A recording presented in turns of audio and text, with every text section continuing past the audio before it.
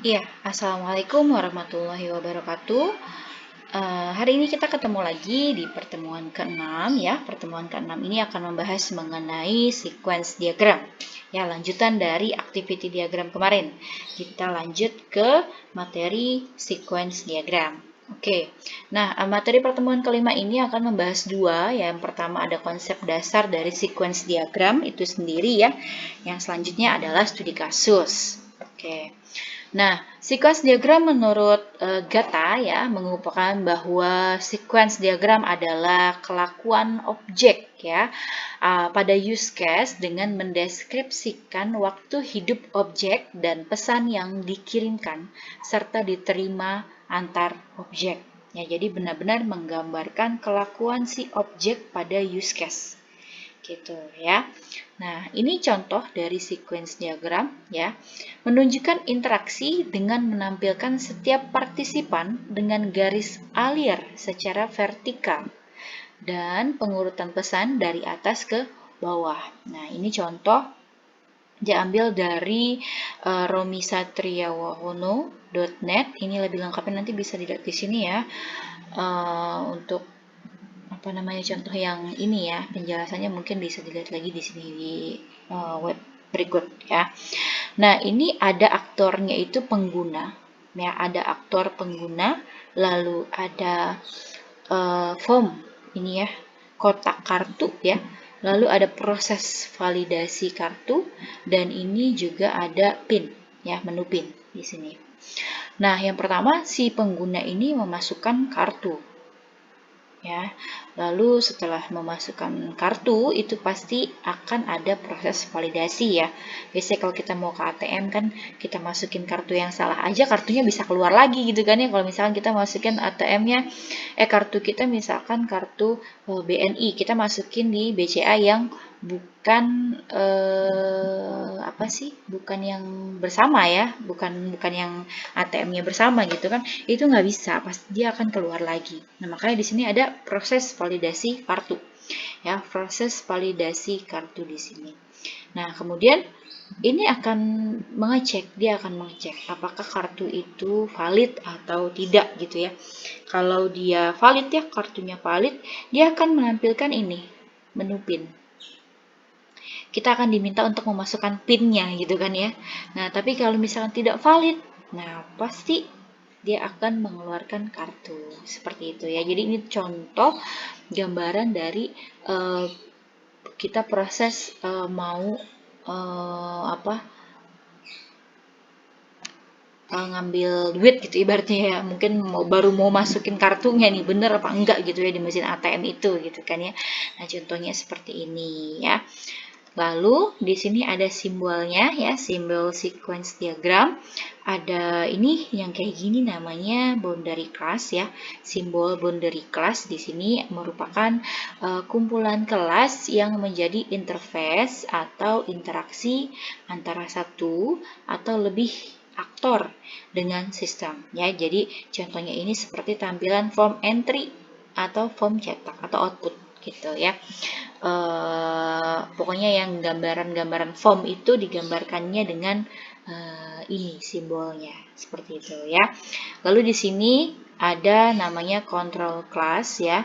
Nah, ini kalau di BSI dia memakai punya yang si Gata ini ya, Pak Windu Gata ini ya, memakai yang ini. Kalau misalkan pakai yang lain boleh nggak? Boleh, tapi disesuaikan simbolnya gitu ya. Kalau memang simbolnya tidak sama dengan yang ini, jangan dipakai yang ini gitu. Nanti kalau misalkan pakai simbolnya si Andi, ya pakai ya bukunya si Andi, simbolnya nggak kayak gini ya, jangan digambarkan kayak gini, tapi digambarkan sesuai dengan si punya si Andi itu gitu ya. Nah, kita lanjut. Yang ini namanya adalah control class ya. Jadi ini isinya si simbol ini adalah logika aplikasi yang tidak memiliki tanggung jawab kepada entitasnya. Contohnya kalkulasi ya, kemudian aturan bisnis yang melibatkan berbagai objek. ya. Jadi ini lebih ke prosesnya ya, atau alurnya ini gimana sih gitu ya, kontrolnya ini kayak gimana sih gitu ya. Nah, kemudian ini namanya entitas ya, atau entity class ya. Namanya entity class. Nah, merupakan bagian sistem yang berisi kumpulan kelas berupa entitas atau tabel ya.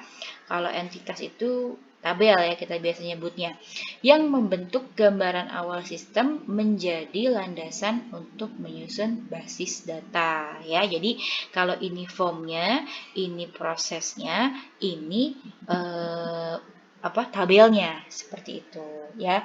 Akan dilariin kemana sih kalau tadi mengolah data barang gitu ya, kan pasti kalau sudah disimpan, simpannya ke tabel barang gitu ya. Nah, ini formnya data barang, ini kontrolnya ya, yang tadi banyak itu kontrolnya.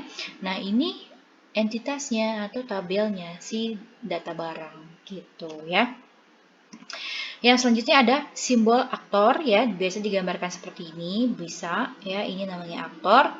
Orang, proses atau sistem yang berinteraksi dengan sistem informasi yang akan dibuat di luar sistem informasi yang akan dibuat itu sendiri. Jadi walaupun simbol dari aktor adalah orang, tapi belum tentu si aktor ini merupakan orang gitu. Bisa jadi sistem itu sendiri gitu ya. Nah, kemudian ada ini object message ya, menggambarkan pesan atau hubungan antara objek yang menunjukkan urutan kejadian yang terjadi. Jadi contohnya ini nih, udah ada ya. Tuh, ini ya. Nih, memasukkan kartu, validasi kartu, tampilkan gitu ya. Nah, kemudian yang selanjutnya ada ini, message to self ya, menggambarkan hubungan objek itu sendiri yang menunjukkan urutan kejadian yang terjadi. Jadi kalau ini antar objek, kalau ini dia terjadinya ke sistem objek itu sendiri gitu ya, ke objek itu sendiri. Nanti contohnya ada di kalau nggak salah. Contohnya, iya nanti ada di sini. Ya, ada di sini nanti. Ini message to self ya. Lalu ada ini garis hidup atau lifeline, garis titik-titik yang berhubungan dengan objek sepanjang lifeline terdapat activation ya. Lalu ini ada waktu aktif ya, mewakili sebuah eksekusi operasi dari objek. Panjang kotak ini biasanya berbanding lurus dengan durasi aktivitas sebuah operasi ya. Nah, ini contohnya untuk yang tadi ya, mengelola data barang ya, mengelola data barang. Nah, ini user di sini ada aktornya user ya. Ini tadi apa namanya? Nih, waktu aktif ya. Yang ini. Nih, waktu aktifnya ini. Nih, ya. Kemudian di sini ada form data barang, lalu ini kontrolnya, dan ini tabelnya, tabel barang ya. Pertama user melakukan tambah di sini. Ya, tambah, kemudian dia akan memanggil kode barang. Ya, memanggil kode barang ke dalam sini, tabel barang ini. Ya, ternyata dilihat di sini ada yang namanya apa tadi? Nih, menggambarkan hubungan objek itu sendiri ya, menunjukkan urutan kejadian yang terjadi. Nah, di sini ada nih ternyata setelah memanggil data barang dia akan mendisplay si kode barang tersebut. Plus 1 di sini ada mungkin namanya penomoran otomatis. Ya, jadi dia bisa nih menggunakan, biasanya form itu menggunakan penomoran otomatis. Jadi kalau misalkan form data barangnya ditambahkan, dijalankan ya, dia akan langsung memunculkan kode barang yang baru gitu ya. Nah, makanya di sini ada dijelaskan display dalam kurung kode barang plus 1 gitu ya. Nah, kemudian dia akan mengambil nama barang ya, get nama barang, lalu get harga, get stock ya. Nah, setelah itu di dalam form barang ini juga ada proses simpan dan batal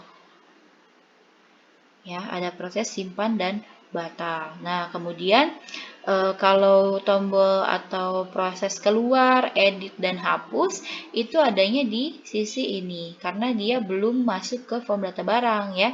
Istilahnya setelah masuk ke form data barang hanya ada tombol simpan dan batal. Tapi kalau masih di awal dia ada pilihan di sini ada tambah, ada keluar, ada edit, dan ada hapus.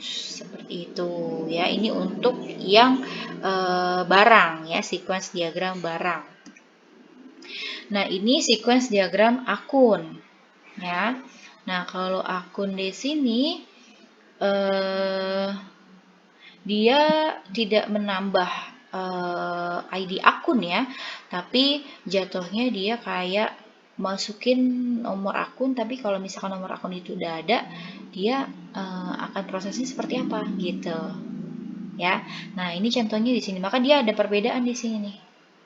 Ya, kalau yang tadi dia akan menambah satu kode barengnya langsung tampil, kalau ini ada pesan di sini, dia akan panggil dulu nih nomor akunnya berdasarkan data akun, ya lalu akan ditampilkan pesan kalau si nomor akun tersebut udah ada gitu ya, sudah ada. Maka dia akan ini lagi, jadi disuruh input lagi gitu ya, nomor akun yang berbeda atau akun yang berbeda. Nah, kalau itu selain itu, kalau misalkan memang lolos gitu ya, kalau lolos dia akan selanjutnya ini ambil nama akun, lalu simpan dan batal. Seperti itu. Ini juga edit hapus keluar adanya sejajar dengan si tambah ini. Ya, karena memang hanya ada simpan dan batal setelah kita pilih si atau masuk ke dalam form akun. Gitu. Nah, ini latihannya disesuaikan saja dengan latihan yang sebelumnya ya. Jadi kalau yang sebelumnya kalian membuat activity diagram dari use case yang sudah ada. Nah, kalau ini yang membuat sequence diagram dari use case yang sudah ada sebelumnya gitu ya. Nah, ini adalah latihan soal pertemuan 6. Latihan soal pertemuan 6 ini nomor satunya. Lalu nomor 2,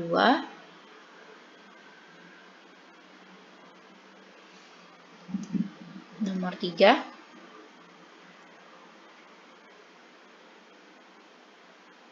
nomor 4,